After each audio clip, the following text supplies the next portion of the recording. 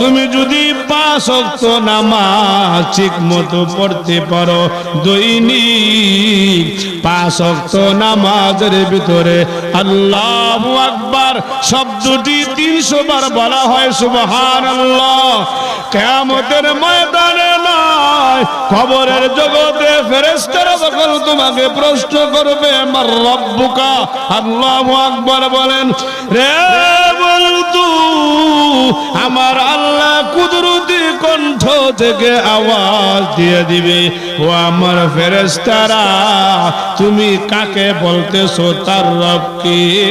হে ফেরেশতারা জানিয়ে রাখো, দুনিয়ার জিন্দেগিতে আমার এই বান্দা, আমার এই বান্দি 5 ওয়াক্ত নামাজের মধ্যে দৈনিক 300 বার বলেছে আল্লাহু আকবার, তার রব আল্লাহ। বান্দারে তার ভিতরে আমি নূর পয়দা করে দিয়েছি। হে ফেরেশতারা আর কোনো প্রশ্ন করবা না, বিনা হিসাবে জান্নাতের ফয়সালা করে দাও। আল্লাহু আকবার, আল্লাহু আকবার। 5 ওয়াক্ত নামাজ যদি আপনি ঠিক মতো পড়তে পারেন, মার রব্বুকা বলার সাথে সাথে আল্লাহ বলবেন, কাকে প্রশ্ন করছো?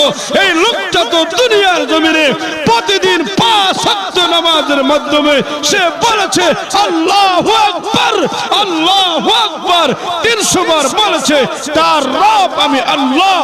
আর কোনো প্রশ্ন নয়, বিনা হিসেবে জান্নাতের ফয়সালা করে দাও। ও দোস্ত বুজুর্গ, উম্মতে মুহাম্মাদীর নামাজের দাম এত বেশি। আল্লাহু আকবার বলেন। জিবরাইল ফেরেশতা 1,60,000 বছর আমল করেছে। আল্লাহু আকবার বলেন। 1,60,000 বছর আমলের পরে আল্লাহ তাআলাকে প্রশ্ন করেছে, প্রভু আমার চাইতে দামি কোন ইবাদত, দামি কোন নামাজ তোমার বান্দা বান্দির দ্বারা হবে কিনা? আল্লাহু আকবার বলেন। আমার মাওলা জবাব দিয়েছে, ও জিবরাইল, আখিরি জমানায় আমার একজন বন্ধু হবে মুহাম্মদুর রাসূলুল্লাহ। ওই বন্ধুর উম্মতরা 2 রাকাত নামাজ পড়বে, মাত্র 5 থেকে 10 মিনিট সময় লাগবে।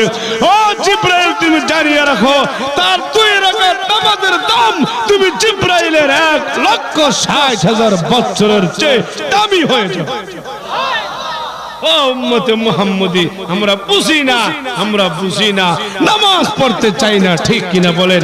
আরো শুনেন, মুসা কালিমুল্লাহ আল্লাহর সাথে কথা বলতো, ঠিক কিনা? রে